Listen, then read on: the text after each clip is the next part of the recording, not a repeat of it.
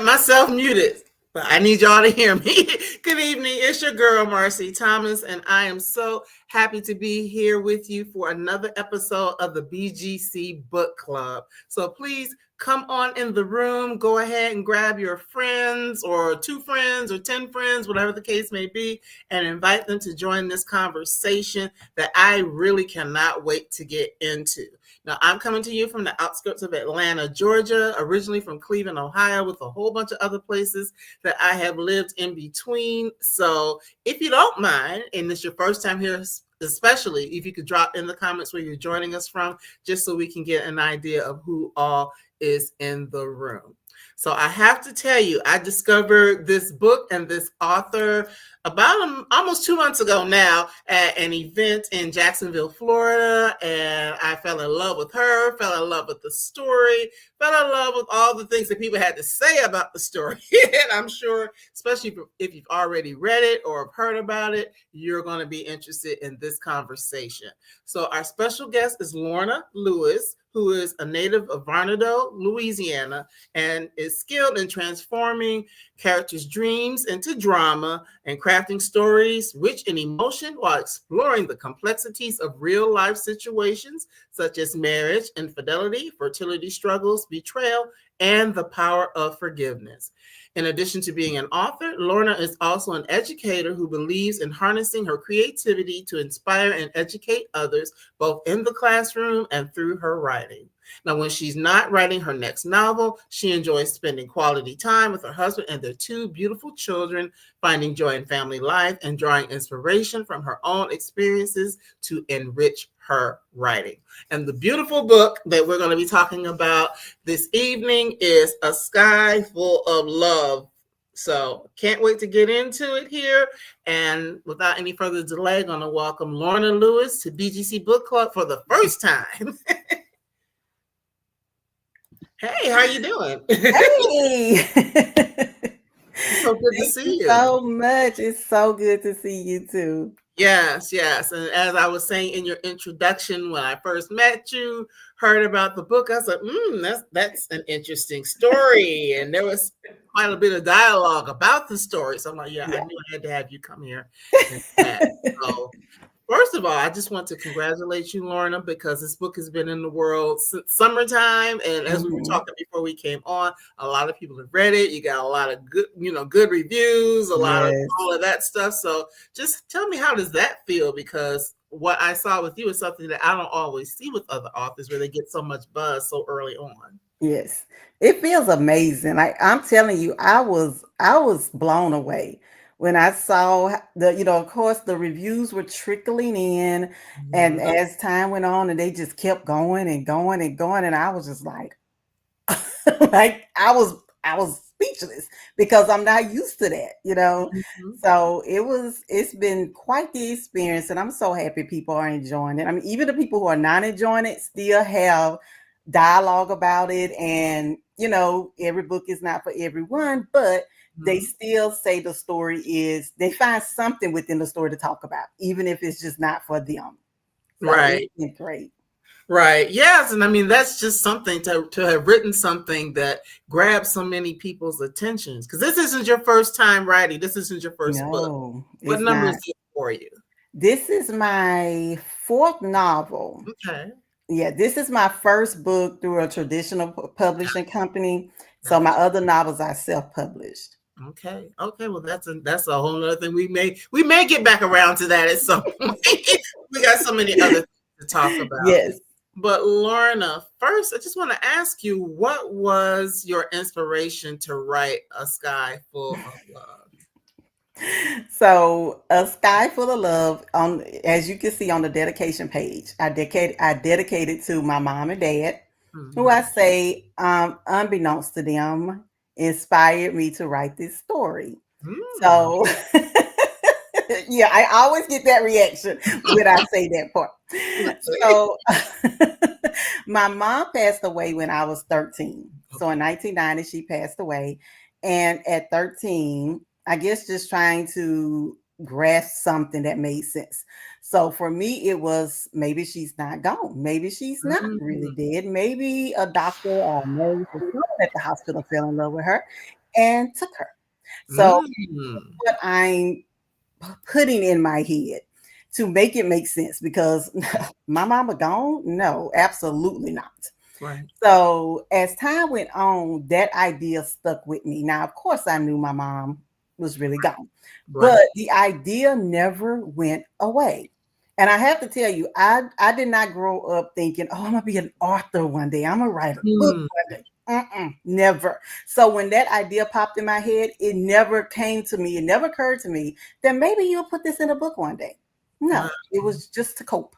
So as time went on and my dad remarried, that's when that second part came in the story. Gotcha. Because I'm thinking, if my mama did come back, what are you gonna do? Because you know, and so, and then just thinking about how the world has changed. So as each year passed and when technology started to change, that would pop in my head. What if my mama came back? She would be so lost in this world. Would she Mhm. even know me? Would she know, I have children now. So all of these ideas are forming and every year is steady growing. And eventually I guess I just got to the point where I'm like, okay, clearly this story's not going away. It's been here 30 Wow. years. It's not going away. Wow. So I wrote it, and that's how they inspired it, even though they have no idea that they did. Okay, because I'm like, wait a minute now. Yeah, I tell people when I say they inspired it, I said, and no, my daddy did not kidnap my mama, and no, my daddy did not marry anybody related to my mama. Okay. Yes. So yeah, we're gonna get into it, and that's where the controversy comes in. Yes. Yes, but I just want to lean into the whole thing. Well, two things that you said. Number one, you never had an intention of being a writer per se, but yet you had these very creative ideas. So I find that Always. pretty amazing. 'Cause, I mean, we're all creators in our own way.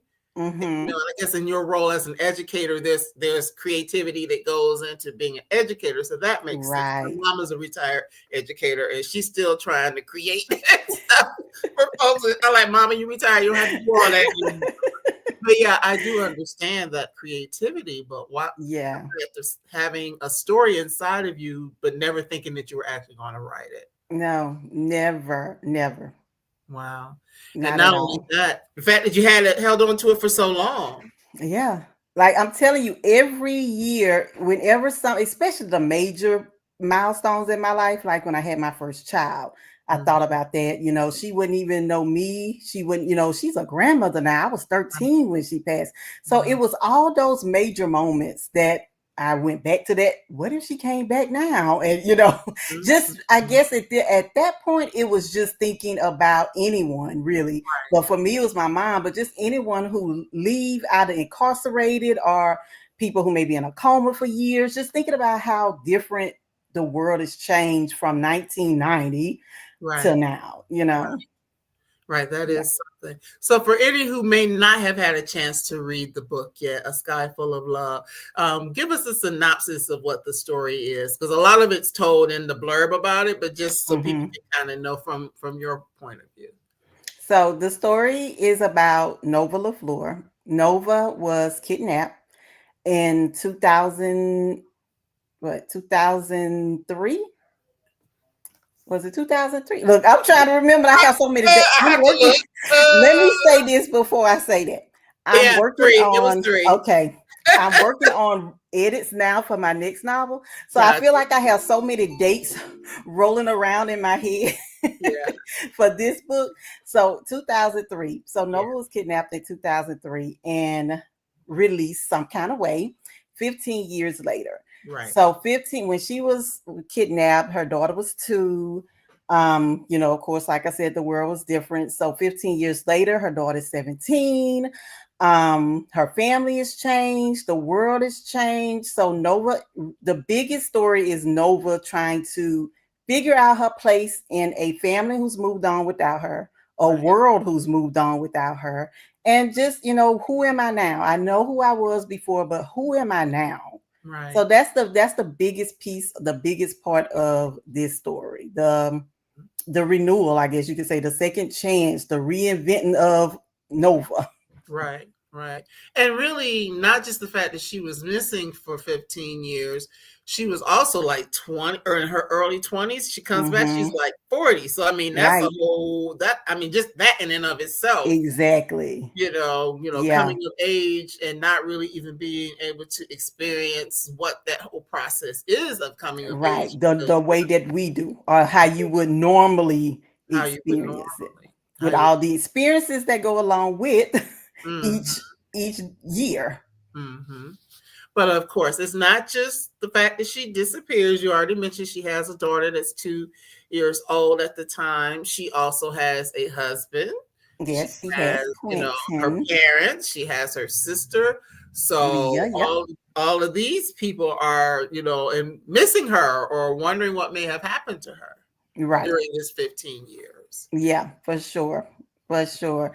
And I say it like we were talking in the back, because I tell people whenever I am doing a pitch, or telling people about the story, I because it's on the blurb, it's on the back cover. I know a lot of people don't read the back cover, but Mhm. it's there, and it's the biggest part of Nova's journey with her husband and her sister, them falling in love, them married. Her husband is now married to her sister, so that is another big change for Nova. you Mhm. know she's held on to the idea for 15 years that if I ever get out of here, I want to be with my husband, I want to be with my child. And then her family's gone, pretty much. Yeah. And again, there is where the controversy comes in. I'll put this up again because Rhonda McKnight, another one of our faves, is saying, Hi, hey, Rhonda. I Rhonda. love Rhonda. Oh, I love Rhonda. Hey, Rhonda. But I mean, therein, when I first heard about the book, therein lied here's our buddy. Her husband married her sister. Say it ain't so. Yes, She needs yes, to stop. yes. You know that. We know that. Hey, Rosie. But yes, so therein lies the controversy That's the because controversy. we have a situation where someone disappears. People go through the process that you would go through when someone disappears. We're trying to Most find them, definitely. trying to figure out what happens. But then Mm-hmm. time goes on and on and on. Of course, it would be like those of us who watch crime dramas. At a certain point, it becomes a cold case. Yep. Nobody's really looking, Yep. trying to figure out. So, I Yep. mean, there's that too, because it's like what happens, when someone is gone and you don't really have closure per se, Mm-hmm. Mm-hmm. and trying to figure out how you move on with your life, or do you move on with your life? Or do you hold the Right. torch? All of these sorts of things. So, Yeah. so it's a lot with that. Yeah. Yeah.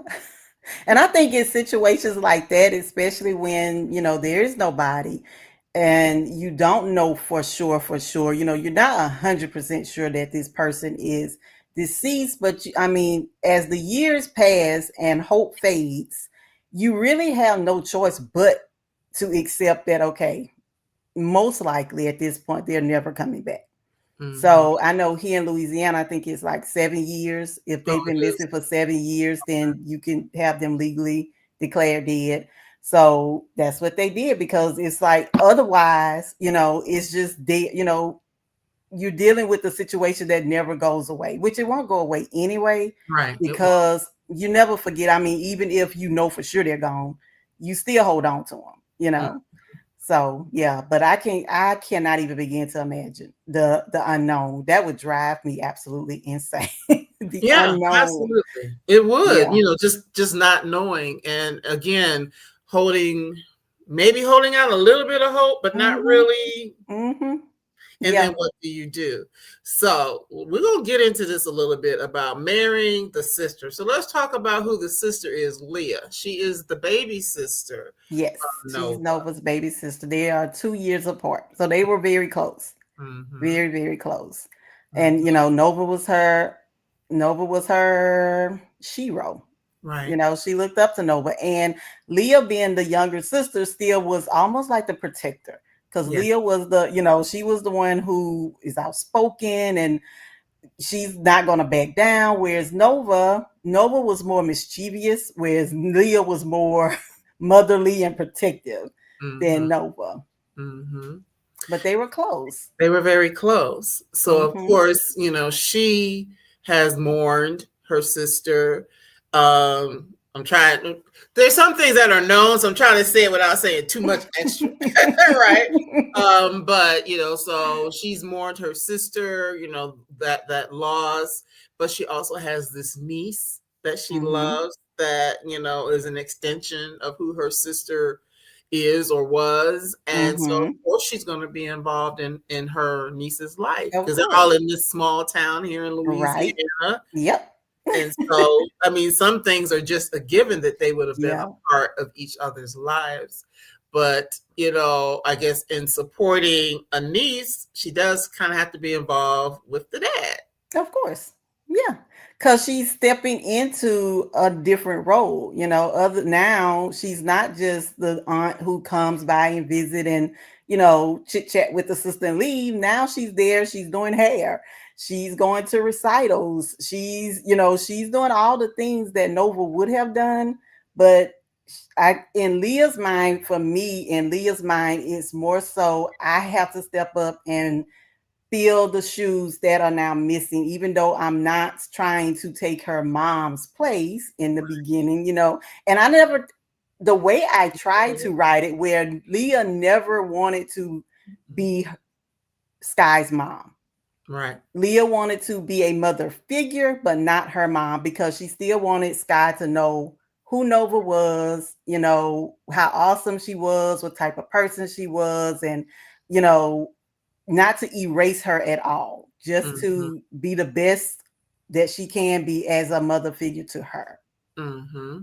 And I think that's important that she did that and she stepped into that role because you and I talked about some stuff before we came on, but in my head it's like if that was me, I would want somebody who's close to me, who's like truly invested in the Mm-hmm. well-being of my child, to have to take on that role in her life. Now it could have been a grandparent or whatever, but Yep. of course in this story it is the sister who's taking Mm-hmm. on that role. So from that perspective, I don't see anything wrong with that. And I think most people, I think everybody will agree with you on that.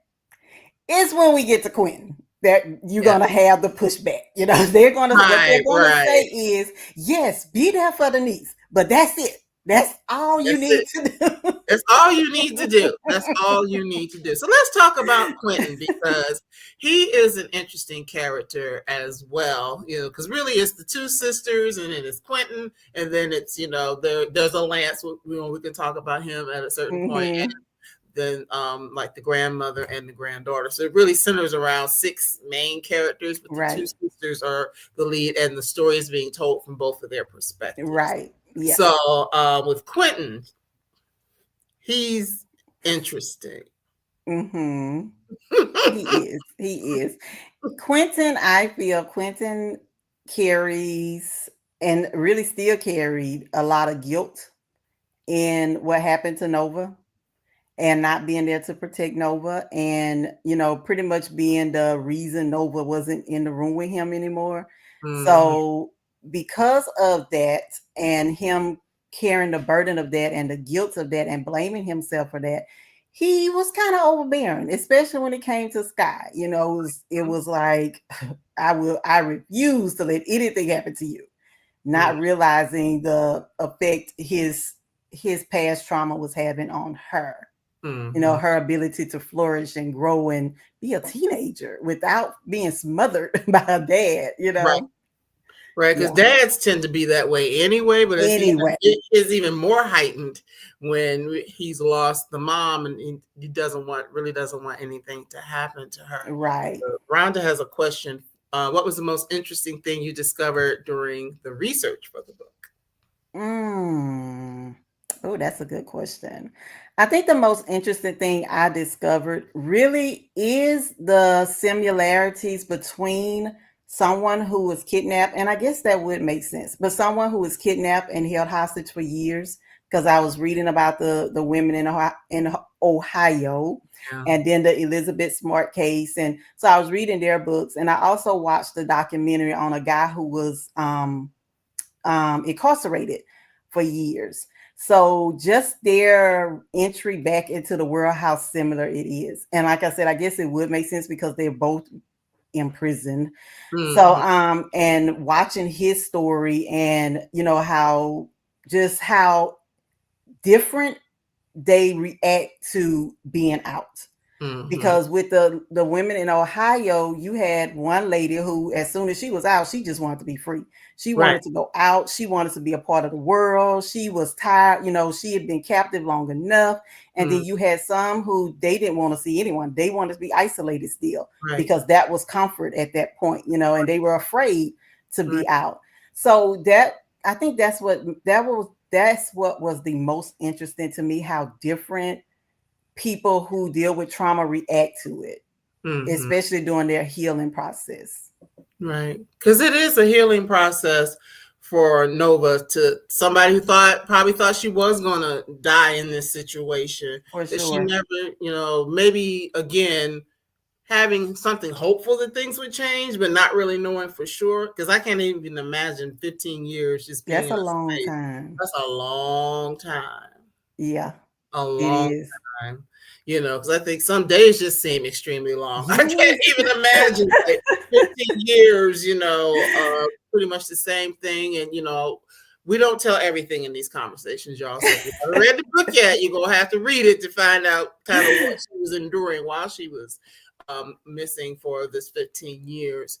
But to deal with that on a daily basis, and then come back and, like, again, not just the little minutia of life, but Mm-hmm. all of the major things, to Yeah. come home and, your parents are older, or your child isn't a little baby anymore. Right. For The sure. house doesn't look the same. It's a different color. Right. It's new furniture, all these different It's things. gone because they've Yeah, upgraded. so it's completely different. So Yeah.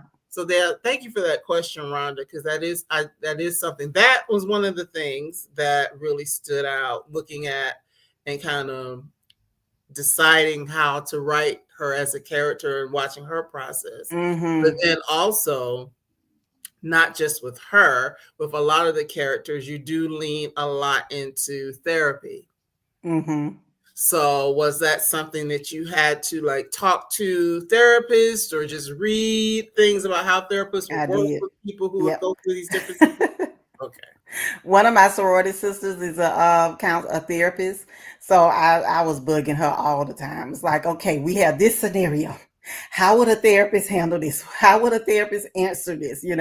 So she helped me out a lot in the questions that the therapist would ask, or the responses really that the therapist would give. Listening more than talking in the beginning and things like that. So yeah, she helped me out a lot through that process. Yes, because I love that you included that, because really, without it, it was already a mess. It would have been even more. So, Oh, therapy was a must. Okay. therapy was a must. Yes, Therapy was a must, for the individuals, for the couples, all of those sorts of things. for Just thinking sure. about, because again, this was a traumatic situation for everyone involved. And Yeah. now, just out of the blue, things change.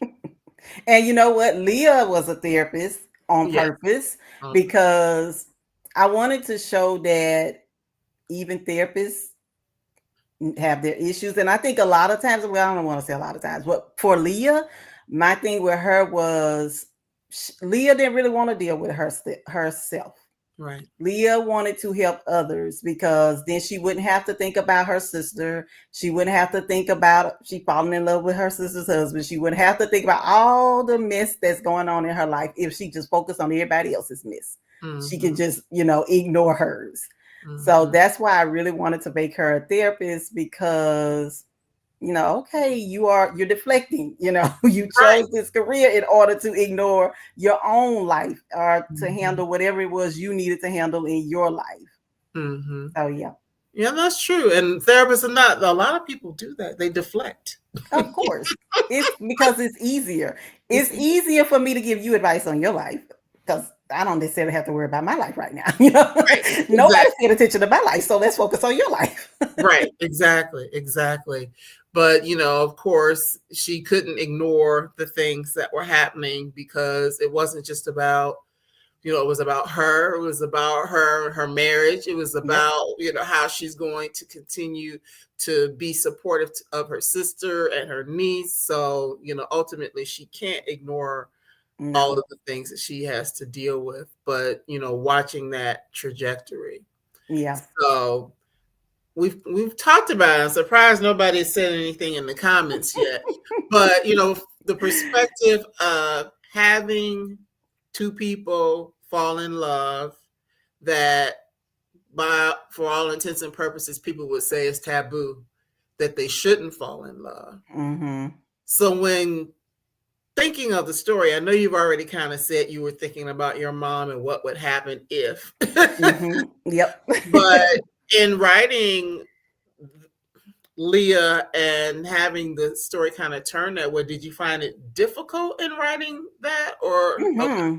Okay. Oh, most definitely. Had he married a friend or just some random woman, it would have been so much easier Right. because I had to try and figure out how would Leah react as a sister and Mm-hmm. as a wife, because the one thing I wanted to make clear is Leah was not was not a replacement for Nova in Quinton's head. Mm-hmm. And no, and Quinton wasn't just, to hold on to Nova for Leah. It wasn't that they were using each other to be close to Nova. Their grief did draw them together, but they had truly fallen in love over the years, because it was 10 years later before they even got together. Right. So that's why when Nova came back, it was trying to think of, okay, how would she react? And really, there was no way I could write it that would make her look good, to be honest. Right. Because as a wife who loves her husband and feels threatened that her husband is going to be taken now, well, I don't want to say taken, but maybe torn between the wife that he had and thought he'd lost, and the wife he has now, and the sister whose sister has, is now back and want to be supportive of her sister. Just trying to figure out, okay, how do I write this so that Leah isn't looking so terrible, which, like I said, to a lot of people, she gonna look terrible no matter what, because she Right. married her sister's husband. Right. Like what Rhonda saying, I ain't saying nothing, but I still haven't forgiven them. And a lot of people felt that way. But And let me tell you, yes. Rhonda's had this feeling a long time, because before I even pitched this book, I took Rhonda's class. So Okay. Rhonda was helping me through the process of talking through these characters and things like that. So yeah, Rhonda's had this feeling a long time. Right, right. And I told you, and I told Rosie Lee early yesterday, I think it was, it's like I am probably one of the unpopular opinion that I don't hold any animosity towards Leah for that happening, because for a lot of reasons. Number one, all of us know somebody somewhere that is involved in some kind of relationship Thank you. that people would consider taboo. Yeah, for sure. We can go all the way back to the Bible, and people have been involved in relationships that are taboo. So Yeah. that's number one. Also, I can see how people who are in close proximity to one another and Mm-hmm. sharing, whether it's, because think about trauma bonds and all that sort of thing. Mm-hmm. People find each other for a lot of different reasons and in a lot of different ways. And then Yeah. you're supporting this child and trying to be there for this child. I can see how other people How might, it can happen. it can happen. Other Yeah. people, like Rosie said, she's still mad about it. People don't like it. The idea isn't, it's not ideal. I'll put it that way. Oh, It's of not course not. Of ideal, course not. but because like we It were saying happens. before we came on, how many people do we know, like, Pop married mama's best friend 2 years after mama died? I mean, Right. And I know it's a friend and not a sister, but could have been somebody who was like a sister in Right. the family. So we know that it happens. Mm-hmm. It does happen. It So, does. oh, look what's Rhonda said. I wrote a book about a sister who married her sister's ex, right? I have no business looking Mm. sideways and looking at me. And that's what I'm saying. Situations. And I mean, at least in this case, Rhonda, we thought that the girl was dead. They just broke up. So I mean, and they are funny in the comments. Birds of a feather. That is too funny. But again, it's hard for me to like really sit in judgment and maybe in the ways others have, because I know that these kind of things happen in real life all the time. Not just soap operas, not just TV, not just books. These kind of things happen all of the time. All the time, yeah. I'm gonna share that in the second round. What did Rhonda say? I'm gonna show it in a second, but it's like, so I guess it's hard for me to like to really judge that way, just understanding. Because I mean, there are a lot of, I'm gonna just call a spade, not necessarily me or you, but there are a lot of children that are in this world because of situations that are less than ideal. You are so right. Like, is the child wrong because the parents didn't do things and follow, a certain way of doing things? So I guess I'm just wired that way, y'all. To give a little grace, put it that way. My girl asked her sister to help plan the wedding. Girl. That's hilarious. What's the name of that book, Rhonda? I didn't read that one because I don't remember that one. But I'm sure about to go read it. Wild. I'm sure about to go read it. So like, we broke up, and now can you help me plan this wedding? Like, I can't say what I want to say. Now that's some controversy right there. Now that's some controversy. Because I have a lot of questions. Okay, so yes, and this is why she took your class, Rhonda. Hello. Okay, and so here we go, breaking all the rules. Folks love that. I did read that one. It was so long ago, though. Folks love stuff like that because it's a bunch of mess. Yep, and I did read that one years ago. Yes, breaking all the rules. I'll have to go look at that. So yeah, that one was good. But yeah, I don't put it this way. I guess if it's a situation where somebody is plotting and all that all along, then that's a little bit different versus something that just kind of happened, for me at least. Yeah. Something that just kind of happens naturally, proximity, blah, blah, blah, all those. I mean, it happens. Yeah. And that's why I was telling you, like the inbox I received where the lady was saying she really enjoyed the book, but she just wished Leah and Quinton would have suffered some type of consequences. Right. And and that was my thing. Okay, if they were doing it intentionally, if their motive was to hurt Nova, then yeah, for sure, you deserve some consequences. But it wasn't their motive to hurt her. In fact, they were trying to take some time to figure out the best way to break, because a lot of people had an issue with that too, with them waiting to tell her, but Nova had been through so much trauma, and you're trying to figure out the best way to tell her something that is going to really, really hurt her without setting her off or setting her back, or just the best way. Because honestly, I don't think any of us would know how to go about, how to navigate that.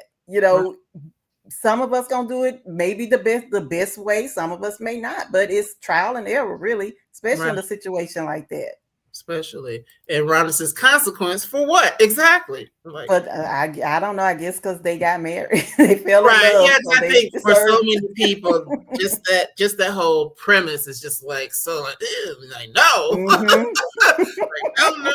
no, and like I said, under normal circumstances and stuff, yeah, but. Again, so we have like dove into the controversy, but just looking at, they did wait to break it to her for the reasons that you said, not wanting to traumatize her even more, and also to maybe, and this is just me in my head, to hold the sanctity of what they had built a little while longer before it got disrupted. Because they knew it was going to be a disruption, regardless of what happened. I mean, yeah, of course. it's going to be a disruption either way it goes. Definitely. You know, Definitely. just her coming back. But speaking of disruptions, even though it's spelled differently, Skye is the daughter who's now 17. Mm-hmm. So we also get to see how all of these things that are going on impact her in the Mm-hmm. story. So I can really appreciate the fact that you told her story as well, even though it's from the perspective of her, her mama and her aunt, but you still Right. included her story because it would be so easy to just lean into, whatever's going on with the adults Mm-hmm. and not really think about how this kind of thing is impacting the child. Yeah. Yeah. I mean, this is a woman that for Skye, she's almost like a storybook character, because over the years she's heard about her from her mom, from her grandmother, from her aunt, from her dad, people in the community. She goes to the same school her mom attended. So she's heard about her all her life, but now she's here. Mm-hmm. And, just the things that are going on in her family, the disruption in her family because she's here. And feeling like, okay, yeah, you're back, but I don't want my family to be torn apart. This is the only family Skye knows. Right. Her aunt and her dad. That's who she knows is her family. Right. Outside of her grandmother, of course. But so it's harder for her to just be all excited and happy, and because she don't want anything to come along to tear apart what she knows and her comfort. Now, she don't mind that the attention is taken off of her for a minute. As most teenagers wouldn't. I go over here and do whatever because y'all not paying no attention. Y'all fight over there and let me go over here. Yeah, let me go and do what I can do, sneak out or cut school or whatever the case is that I'm trying to do. Why they not right, because I'm 17 and my daddy's strict because my mama disappeared, Exactly. So extra strict, I should say. Mm-hmm. But yeah, it was just really kind of heartening to see her story and to think about how it impacted her, because that was another thing for me with the whole Leah Quinton thing. Mm-hmm. It's like having her being able to have some stability in terms of the two main people who were responsible for her after a loss of a mom that she isn't gonna remember. Right. So there's a certain level of stability in that versus some person from off the street that nobody knows or whatever that comes in that maybe doesn't have the same affinity for her or love her in the same way or care about her in the same way. So I think that a lot of times, just think in relationships in general, if people maybe thought more about impact to children, maybe they would manage things a little bit differently. Oh yeah, for sure. I agree. I agree. Rhonda said, I loved how careful everyone was with Skye. Yeah, that's important because I can't imagine this woman I've seen in pictures and heard about and, told that I'm athletic like her or whatever all these other things are. But I don't know her. She is, like some mythical character to me. And all of a sudden she's in my face. Yeah, exactly. I couldn't, like I told you, I couldn't begin to imagine because in her world, her mom is for sure dead. Everyone else may have hope, but Skye have no reason to have hope. She don't even remember this lady.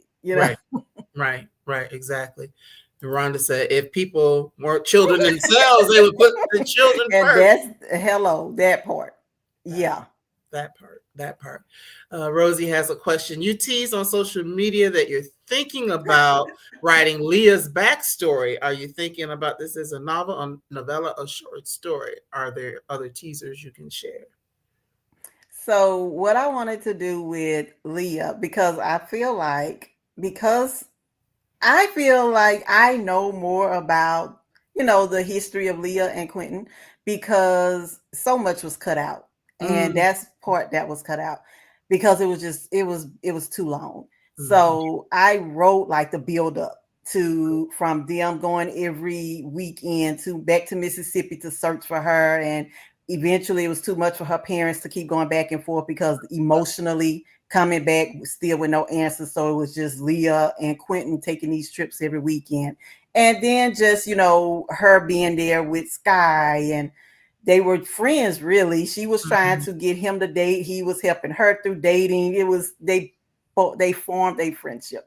Right. So all of that was cut out. So I think that's why I'm like, no, but Leah wasn't trying to fall in love Right. with Quentin, Right. But I know the backstory. So I feel like if I did that, if I showed that, and not that I love the discussions. I love that people we have Team Leah, Team Nova. So Mhm. I did want to share that and part of Nova's story in the room because a lot of that was cut out too. Right. And intentionally because I didn't want it to be so traumatic. I felt like it was traumatic enough just knowing she was with this man for 15 years, not necessarily having to go through the process of what she went through for 15 years. But Mhm. I did want to share like some of her journals. And so I am going to do that. So that would be more like I don't know, it would either be a short story or novella. It definitely wouldn't be a full length novel, but Right. one of the two. Right. Rhonda said these editors aren't playing about our word counts. Yeah. Yeah. And I like the idea that you talked about doing this. A couple weeks ago, I had an opportunity to, or in person, I should say, because I've interviewed her this way before. But Lola Akamade Orchestra, Mhm. and there is a character that's in her first two books that a lot of people talked about and like, who is this guy and how did he become, whatever. So she did Mm. actually write a novella that's just about him and his story Okay. because her characters in her books are primarily black women. She's like, and he's a white Swedish guy. She's like, I'm not gonna write a Mhm. whole book about a white man. She's like, I'm just not doing it. So but she did write the novella just so people could Yeah. understand a little bit more. So I definitely think that's a great idea. And, just to, there are going to be people who still don't like her just because they don't like, the No. final outcome. Yep. But I think it definitely makes a difference when we can like understand more of a character or their motivations or, or see the process of how they became the person Right. that we see later on. So thank you Yeah. for that question, Rosie. That's a good question. So of course, this is inherently a love story because a Skye full of love. One character we have not talked about yet is Lance. Now, Lance Mhm. also had a very interesting story. So tell us, for those who haven't read it yet, tell us who Lance is in the story. Okay. So before I say that, um, I'm glad you said it's a love story. It's women's fiction and there's, touches of romance, but that was one of my pushbacks with the title because I felt like because romance readers, they are some very serious readers. And if you give them some book and they think it's romance and it's not, oh, you're in Mm-hmm. trouble. So I Mm-hmm. was like, these people gonna hate me because y'all are naming this book A Sky Full of Love, and they're gonna think this is a flowery romance novel.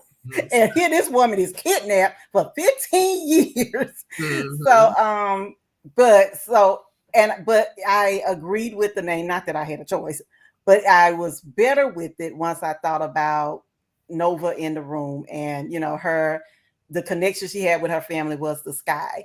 So once I thought about that piece of the book, I was like, okay, that makes sense. But it is primarily women's fiction. But Mm-hmm. Lance, and I think Lance could have a novella on his own too, because there's, his backstory. Lance is, Lance and Nova were best friends. They've been best friends since childhood. And Quinton came to Bayou later. He came in elementary school, but still later. So, and he and Nova didn't start dating to high school. And by high school, he was just kind of over the whole Nova and Lance best friend Mm-hmm. storyline. It's like, okay, that's enough. Right. So, and he blamed Lance for an accident that happened to him. So he'd held this hostility toward Lance all this time, which we find out later was misplaced. And so Right. he had to work through that. But Lance was Nova's support because she felt like everyone else, including her mom, who did not agree with Leah and Quentin's marriage, but she still felt like everyone else betrayed her Mm-hmm. because her mom was still, Right. you know, there and all happy and lovey with Leah. So I don't know. I guess she felt like her mom should have cut her off. I don't know, but her mama would not do No. that after you've already lost one child. Right. So Lance was her support. Lance was her go-to. Lance was, the person that she could just lean on and talk to and trust. So they rebuilt their friendship initially. Yeah, and that was good to see because we don't oftentimes see that type of friendship, and to think about what would it mean if, hey, my best friend is this hot guy basically, but I'm with another hot guy. How's he gonna feel about it? Like, what's going Right. on? Yeah, those Just alpha males did not. yeah, that ain't gonna fly. That is not going to fly. So, but I did enjoy him as a character, and I agree we could tell more of his story because really everybody is going through some sort of healing or needs to Oh go through yeah. some sort of healing, go through some sort of process, and we get to see that in the book. Now, Rhonda has a couple comments. Romance readers are good about reading a synopsis before they buy, so you were Oh, good. good, because Yeah. they definitely would want to. Right. She also said people bring their own trauma to books, and there's nothing you can do about that. It's okay. They still could take away something they can use to heal. Right. I agree. Right. And see, for me, when I said love story, you notice I didn't say romance. I said love story. Yeah. Because to me, there's a difference. Oh yeah. Yeah, you're right. You're right. Because it is. I mean, it's a family love, it's friendship love. It's definitely. Right. Definitely. So, You're so right. Because I think that, of course, in the romance novel world, and really a lot in the world, period, people put a lot of focus on romantic love. But there's so many other ways to love and find love and to navigate relationships and the dynamics and all these other sorts of things. So that's why for me, it was still a story of love. And one thing too, I also wanted to make sure that I showed was her faith, and how her faith was gone, really, and which I don't know how he couldn't after 15 years. You feel like, okay, clearly you aren't listening to me. I have prayed to get out of this situation, and it looks like it's never going to happen. So for her, it was, okay, well, you don't talk to me, I won't talk to you. How about that? So, and showing how she had to go through the process of rebuilding her faith. So I did have somebody to say that they wish I would have said that God was going to be mentioned in the book, because they would not have read it if I had said that. And I'm thinking, well, you definitely don't want to read anything I write, because trust and believe God is going to be mentioned in my books, Well, I'm glad you brought that up, though, because to me, even though you talk about spirituality, you talk about God, but it didn't read as Christian fiction. Because it wasn't Christian fiction, that's for sure. But, it's just everyday, our everyday walk. And, so when you go through things, your faith, it wavers. Sometimes you feel like, oh, I am truly God's favorite. And sometimes you feel like, do you even know me? Like, I don't even feel like you like me anymore, because I'm going through all of this stuff, and that's real.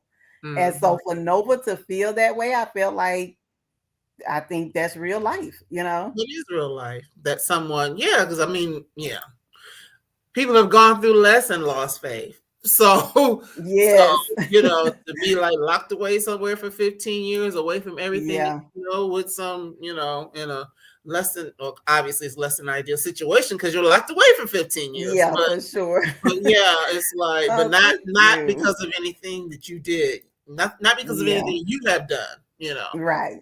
So that is definitely understandable why she may have struggled, have those struggles along the way.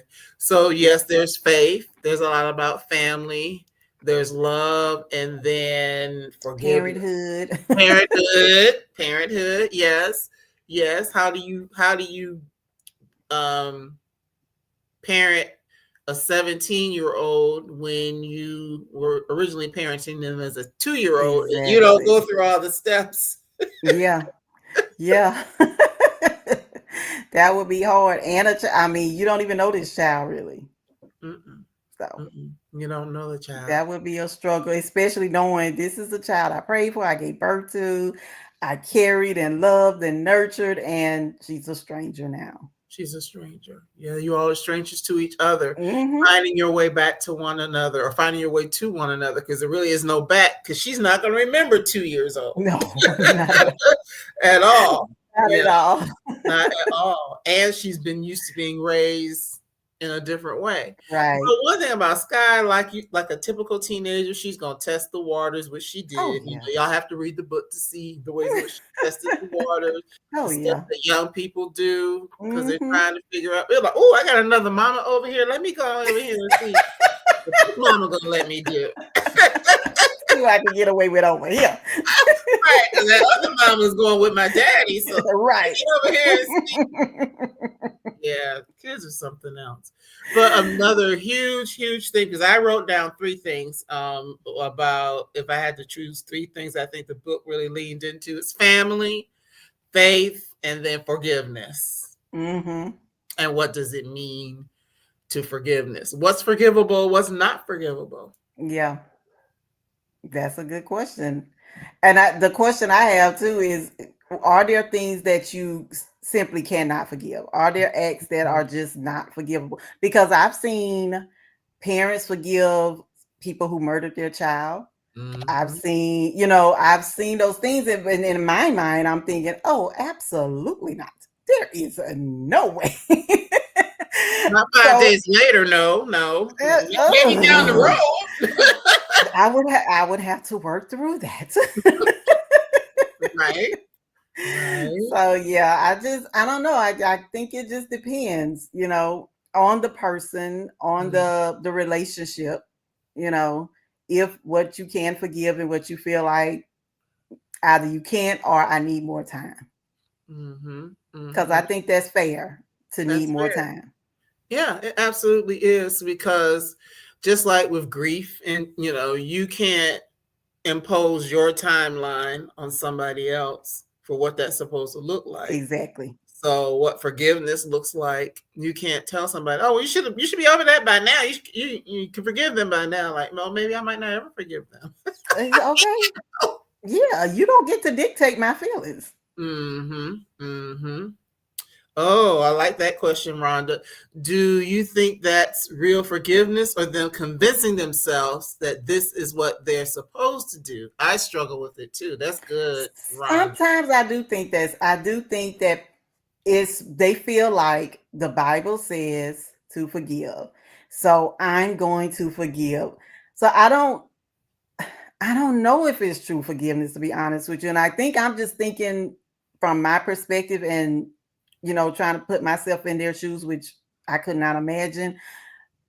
I don't know. I do that would be so hard. I think is right. Like right, because we have a lot of times where you're in court and you're saying, I forgive you, for what you did, and I pray for you, and maybe you do, but it I would need more time. Yeah. You don't know if you've really forgiven someone until you have to deal with them again. Yeah. And that's the truth. Yes, you see them, and then the hair on the back of your neck start getting hot. Whoo, child. Even if you don't see them, you just think about them, and Yes, it's not good. yes. Somebody bring up their name, be like, "Ooh, child." Mm-mm, mm-mm, That is no. something. That is something. But Lorna, I appreciate this. Yeah, I thought I was over this. Exactly. Exactly.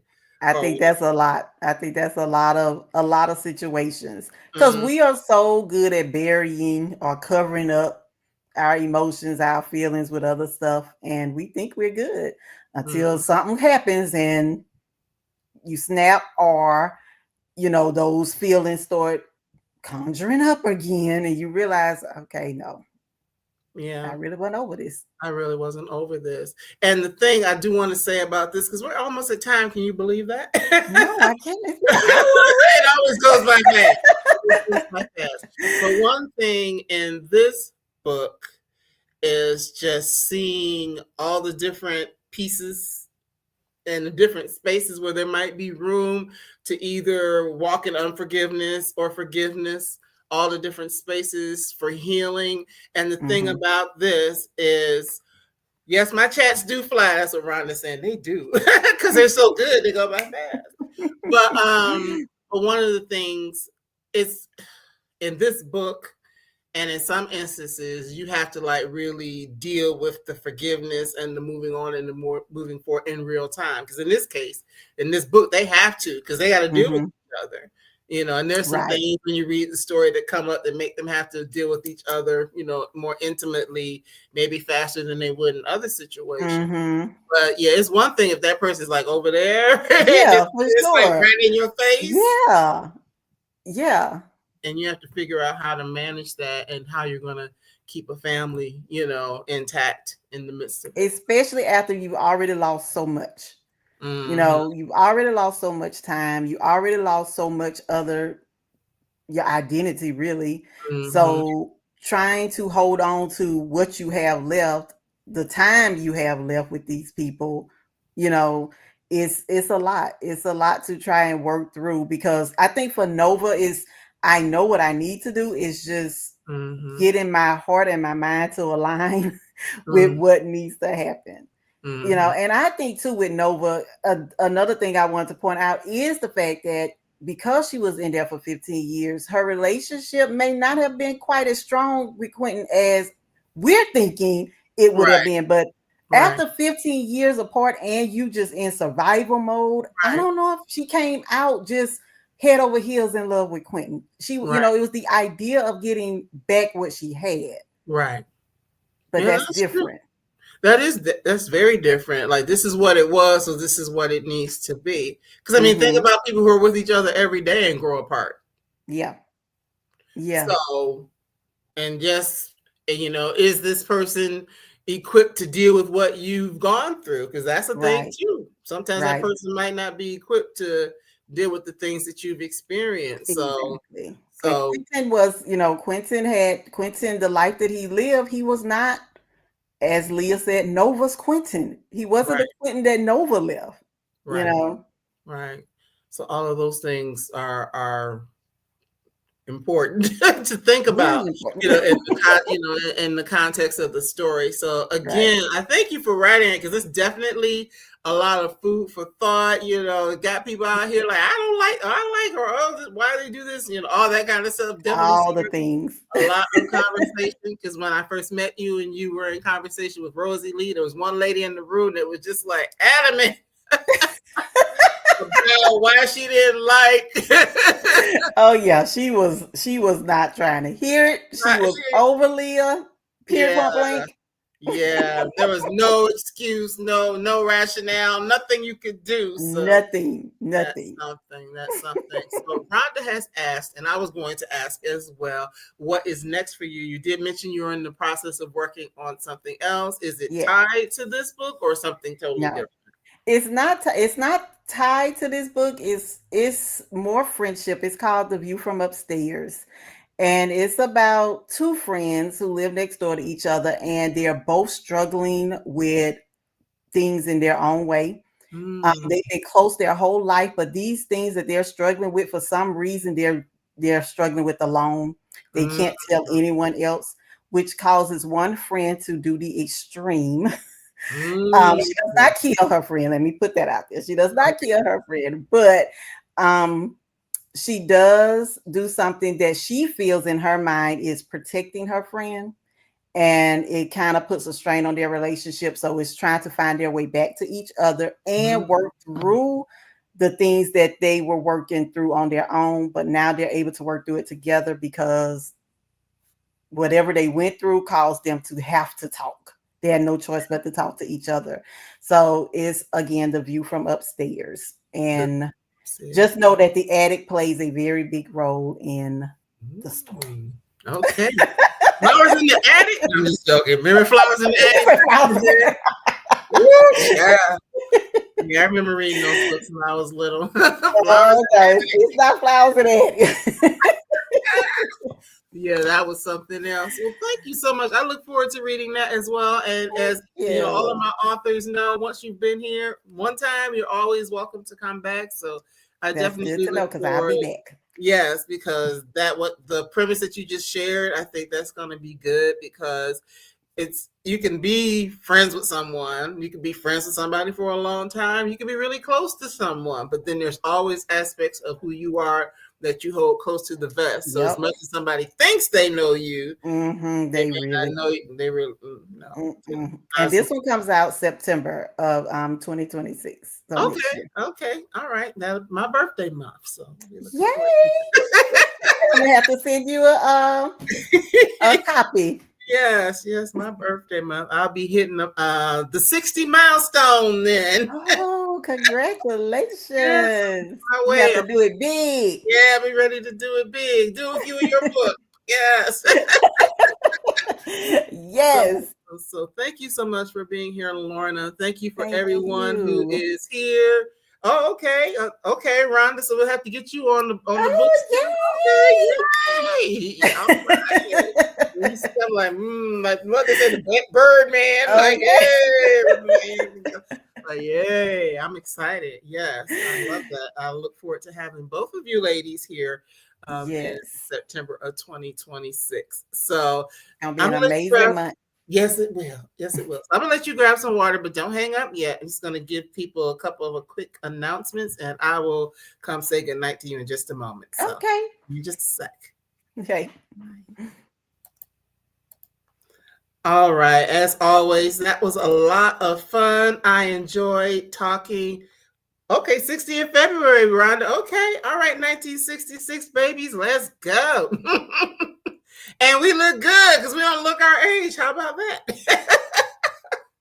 But yes, thank you so much for being here for this conversation with Lorna. It was indeed a pleasure to talk to her after meeting her in person last month. So just by means of a couple of announcements, if you haven't picked up a copy of A Sky Full of Love yet, it is available in the Brown Girl Collective bookstore, which is just that, Brown Girl Collective bookstore com, and that is attached to Bookshop. So if you like to shop on Bookshop, you can go there and you can find Lorna's book as well as all the other people that I've talked to, including Rosie Lee. You can also find some of Rhonda McKnight's books there as well. So just wanted to share that. But by means of announcement, I have a busy week this week, right? Tomorrow night, I will be here with a memoir with Khadijah Queen's memoir, Between the Devil and the Deep Blue Sea. It's a veteran's memoir. It talks about her time in the Navy. And so I'll be talking to her tomorrow night. And then on Wednesday, I'll be talking to Lindsay Stewart about The Conjuring of America, Mojo's Mermaids Medicine, and 400 Years of Black Women's Magic. So be on the lookout for that on Wednesday, which if you're watching in real time, tomorrow is the 18th of November. Wednesday is the 19th of November. And then a week from today, I am super excited.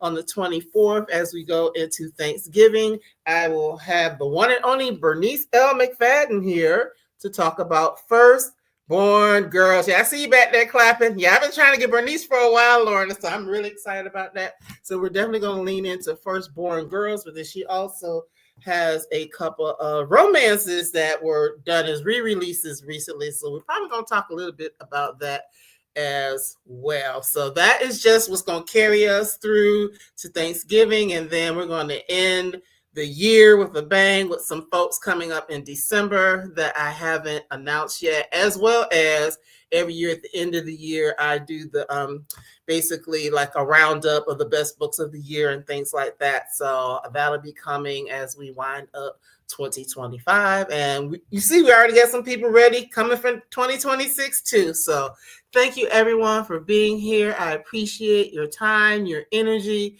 Please go ahead and grab a copy of A Sky Full of Love, as well as some of the other books that I have mentioned, all available at the Brown Girl Collective bookstore.